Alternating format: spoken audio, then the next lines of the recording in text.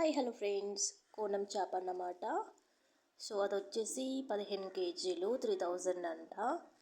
అందరు కలిపి తీసుకొని దాన్ని పోగుల కింద వేసుకుంటారు. తను ఒక్కటి కట్ చేయలేక పక్కన నాన్నమ్మ హెల్ప్ కూడా తీసుకుంది.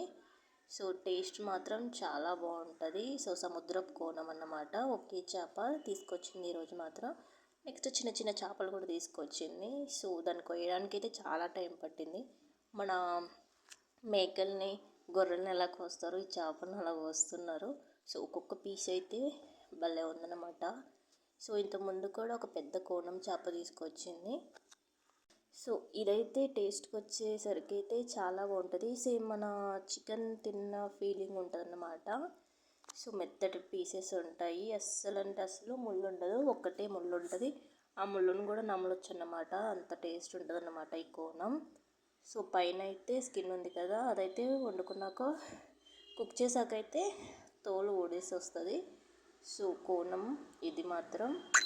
వీడియో ఏంటి గజిబిజిగా ఉందనుకోకండి. తను హెల్ప్ చేయమని అడిగేసరికి నేను కూడా మధ్యలో వెళ్ళి హెల్ప్ చేసి మళ్ళీ వీడియో తీసుకున్నాను. అందుకే ఇంత గజిబిజిగా ఉంది. సో ఇలాంటి వీడియోస్ పెడదాం అనుకుంటున్నాను. సో ఇవైతే వచ్చేసి గుమ్మడి పాములు అన్నమాట. ఇటు సైడ్ ఏదో అంటారు. సో ఇవైతే మన కోనం మొత్తానికి కోసేసి హెడ్ మాత్రం మిగిలింది. హెడ్కి వచ్చేసి అవేంటి ఆ చిప్పలు ఉంటాయి కదా, చెంపలు, వాటిని కట్ చేస్తున్నారన్నమాట. సో ఇంత చిన్న కత్తిపీటతో అయితే అవ్వదు, పెద్ద కత్తిపీటతో అయితే అవుతుంది. Thank you for the watching my video.